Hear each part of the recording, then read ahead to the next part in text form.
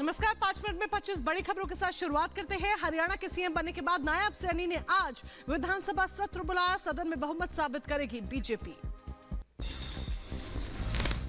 मुख्यमंत्री बनने के बाद नायब सैनी पहली बार प्रतिक्रिया देते हुए नजर आए। कहा, बिना किसी भेदभाव के राज्य के विकास के लिए करेंगे काम।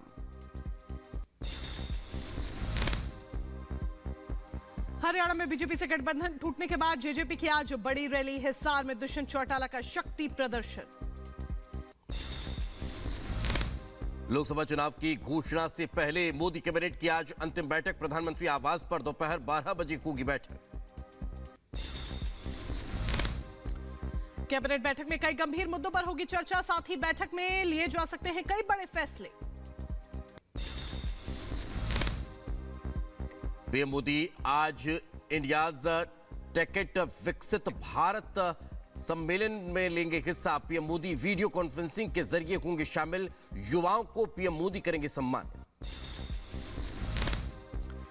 कार्यक्रम में शामिल होकर पीएम मोदी करोड़ों की भी सौगात देंगे। करीब 1,25,000 करोड़ रुपए की 3 सेमीकंडक्टर सुविधाओं का शिलान्यास पीएम करेंगे।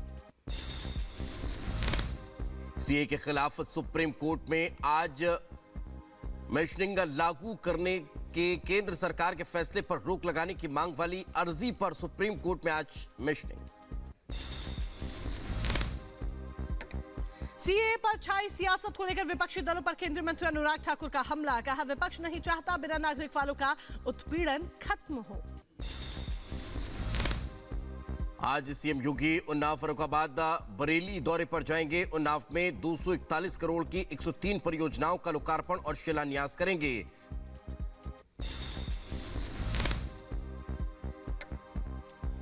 आरपीआई चीफ रामदास अठावले ने बीजेपी अध्यक्ष जेपी नड्डा से मुलाकात की है। महाराष्ट्र में अठावले ने 2 लोकसभा सीटें मांगी हैं।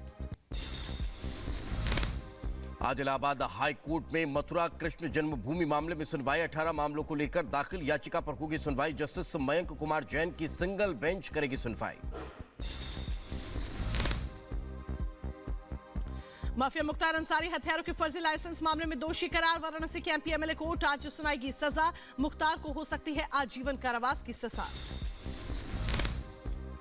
मध्य प्रदेश के बड़वानी में 2 लोगों से पूछताछ करने गई एनआईए की टीम। पूछताछ में स्थानीय पुलिस ने भी एनआईए का सहयोग किया। गुजरात एटीएस की टीम की एक बड़ी कार्रवाई। पोरबंदर से 450 करोड़ की ड्रग्स के साथ 6 पाकिस्तानियों को गिरफ्तार किया गया। गिरफ्तार पाकिस्तानी नागरिकों के पास से 60 पैकेट ड्रग बरामद हुई। साथ ही आरोपियों से जब्त की गई प्रतिबंधित दवाइयां। उत्तर प्रदेश के जौनपुर में पुलिस और हिस्ट्री शीटर, पशु तस्कर की मुठभेड़। गोली लगने से घायल हुआ हिस्ट्री शीटर। मौके से तमंचा, कारतूस और बाइक बरामद। उत्तर प्रदेश की बांदा पुलिस ने 50,000 के इनामी बदमाश को किया गिरफ्तार। गांजे की तस्करी मामले में 2017 से चल रहा था फरार। उत्तर प्रदेश के कासगंज में शादी समारोह के दौरान फायरिंग। गोली लगने से मासूम गंभीर रूप से घायल हुआ। अस्पताल में बच्ची को करवाया गया भर्ती। उत्तर प्रदेश के बुलंदशहर में मामूली विवाद को लेकर महिलाओं के बीच हुई मारपीट। वीडियो सोशल मीडिया पर हुआ वायरल। 2 दिन पुरानी बताई जा रही घटना। पाकिस्तान के मुल्तान शहर में 3 मंजिला इमारत ढहने से बड़ा हादसा हुआ। मलबे में दबने से 9 लोगों की मौत हो गई, कई जख्मी हुए। आवासीय इमारत ढहने के बाद दूर तक फैला मलबा। मरने वालों में एक ही परिवार के 4 सदस्य बताए जा रहे हैं। इजरायली सेना ने लेबनान में ताबड़तोड़ हवाई हमले किए हैं। हिजबुल्लाह आतंकियों के 2 कमांड सेंटर्स पर हमला बोला। इजरायली सेना ने लेबनान में हमले की तस्वीरें साझा की है। आईडीएफ ने पिछले 5 महीने में करीब 4500 हिजबुल्लाह ठिकानों पर हमले का दावा किया। रूसी रक्षा मंत्रालय ने हमले के बाद की तस्वीरें जारी की है। यूक्रेन की सीमा से सटे बेलगोरोड क्षेत्र की तस्वीरें सामने आई।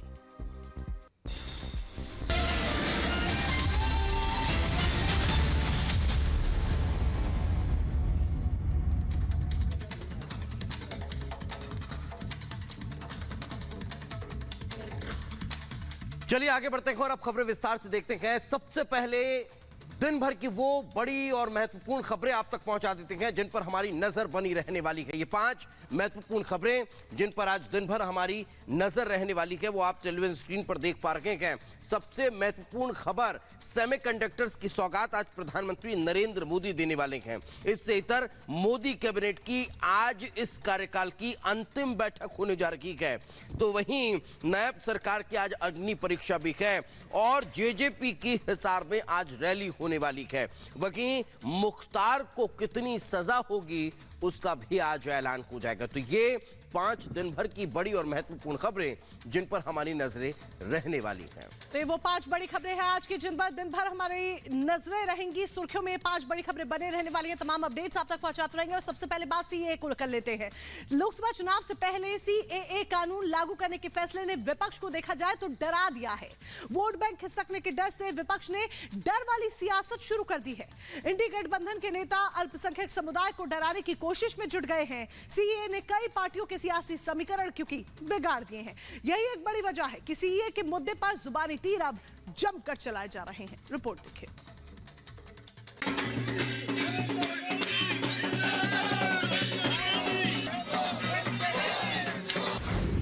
सीएए पर सियासत, विपक्ष की बढ़ी आफत।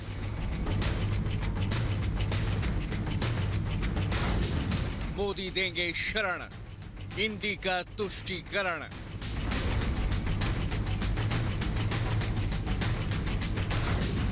विपक्ष बस भड़काएंगे, मोदी 400 पार जाएंगे।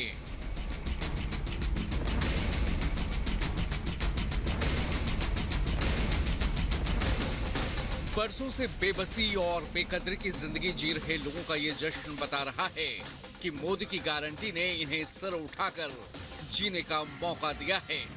जिस सम्मान का इंतजार ये बरसों से कर रहे थे वो मोदी सरकार इन्हें देने जा रही है। ये खुशी बता रही है कि इनके माथे से रिफ्यूजी का तमगा अब हटने वाला है और ये भारत के नागरिक बनने जा रहे हैं। बहुत खुशी है। आज के पहले हम शरणार्थी थे, आज हम हिंदुस्तानी हैं। तो है जो मुमकिन कराया है मोदी जी ने, जो हमारे लिए कानून बनाया, हम उसका दिल से आभार प्रकट करते हैं। हम नहीं, पूरा अफगानिस्तान। ये देख लो, हम किससे और कोई छीनना नहीं चाहते हैं। एक हमारे को अधिकार मिल गया है। हम हिंदुस्तान में 30 साल से हैं, पर किसने हमारे बारे नहीं सोचा? ये मोदी जी है जो हमारे बारे सोचता है और मोदी जी करता है। लोकसभा चुनाव से ठीक पहले सीएए लागू करने के फैसले को जहां पीएम मोदी का मास्टर स्ट्रोक माना जा रहा है, तो वहीं इस फैसले ने सियासी तापमान बढ़ा दिया है। इंडी गठबंधन समेत कई विपक्षी दल सीएए लागू करने के फैसले को चुनावी चश्मे से देख रहे हैं। ममता बनर्जी हो या सदुद्दीन ओवैसी, अखिलेश यादव हो या फिर उमर अब्दुल्ला, सभी भड़काऊ बयानबाजी में लगे हैं। सीएए को आपको एनपीआर और एनआरसी से जोड़कर देखना जरूरी है। क्या अमित शाह पार्लियामेंट में मेरा नाम लेकर नहीं कहे थे कि ओवैसी जी एनपीआर एनआरसी भी आएगा? क्या अमित शाह कई टीवी इंटरव्यूज में नहीं कहा था कि एनपीआर एनआरसी आएगा जब सीएबी था?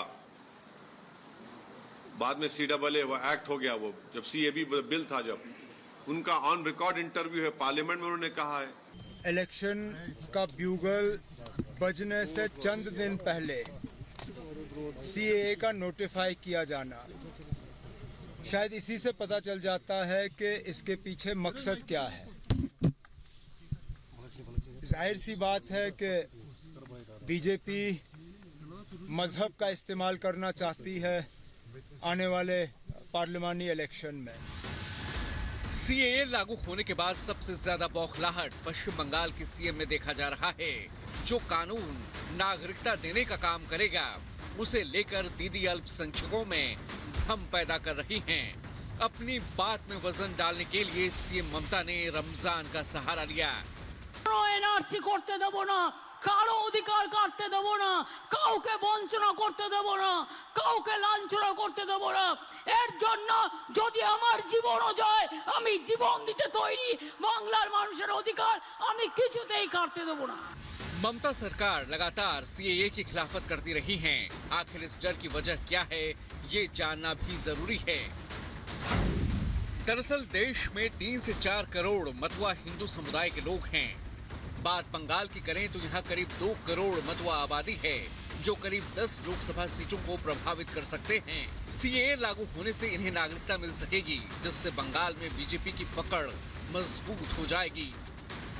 यही वजह है कि दीदी किसी भी हाल में पश्चिम बंगाल में सीएए लागू होने नहीं देना चाहती। आलम यह है कि सीएए के खिलाफ ममता बनर्जी रोड शो करने को तैयार हैं। फिलहाल सिलीगुड़ी में होने वाले रोड शो को रद्द कर दिया गया है। वहीं बात असम की करें तो वहां ऑल असम स्टूडेंट्स यूनियन समेत कई संगठनों ने सीएए के खिलाफ विरोध प्रदर्शन किया है, जिसे देखते हुए असम के कई जिलों में सुरक्षा बढ़ा दी गई है। लोकसभा चुनाव को देखते हुए विपक्ष जहां सीएए का विरोध कर रहा है, तो वहीं बीजेपी प्रधानमंत्री के फैसले की वकालत कर रही है। इससे नागरिकता मिलेगी, छीनी नहीं जाएगी। और मुझे लगता है विपक्षी दल नहीं चाहते कि उत्पीड़न जिनका हो रहा है ऐसे माइनॉरिटीज का उन देशों वालों को भारत नागरिकता दे। देश के अंदर भी लोग ऐसे हैं जो 70 साल से इंतजार कर रहे थे नागरिकता का, नहीं दी कांग्रेस ने, भारतीय जनता पार्टी की सरकार ने किया। सीएए को लागू करने के लिए विशेष रूप से प्रधानमंत्री मोदी का अभिनंदन किया, उन्हें आभार व्यक्त किया। निश्चित रूप से ममता बंदोपाध्याय जानबूझकर वोट बैंक की राजनीति के लिए कुछ समुदायों को भड़काएगी, लेकिन हर हिंदुस्तानी जानता है कि नरेंद्र मोदी का ये निर्णय न्याय संगत है, ह्यूमन डिसीजन। सीएए लागू होने से जहां करोड़ों शरणार्थियों को नागरिकता मिलने की उम्मीद जगी है, वहीं विपक्ष को डर है कि कहीं सीएए उनके सियासी समीकरण ना बिगाड़ दें। यही वजह है कि इंडी गठबंधन के कई नेताओं ने डर वाली सियासत शुरू कर दी है। विशेष समुदाय को भड़काकर ध्रुवीकरण की कोशिश की जा रही है। अब देखना होगा कि मोदी की गारंटी के सामने विपक्ष की ये चाल कितनी कारगर साबित हो पाती है। Bureau report, Republic Bharat. तो समंदर के रास्ते पाकिस्तान की साजिश को नाकाम कर दिया गया है। 6 पाकिस्तानी नागरिकों को हिरासत में लिया गया। आखिर क्या है पूरा मामला, इस रिपोर्ट में देख लीजिए। समुद्री रास्ते से भारत में ड्रग्स लाने का काला धंधा दिनों दिन बढ़ता जा रहा है, लेकिन इसको लेकर सरकार और तटरक्षक बल दोनों ही चौकन्ने हैं। इसी बीच गुजरात के पोरबंदर के पास से एक बड़े एक्शन में गुजरात एटीएस, एनसीबी और तटरक्षक बल ने नशे के कारोबार पर बड़ी चोट की है। संयुक्त अभियान में 450 करोड़ से ज्यादा का ड्रग्स और नशीली दवाएं बरामद हुई हैं। इतना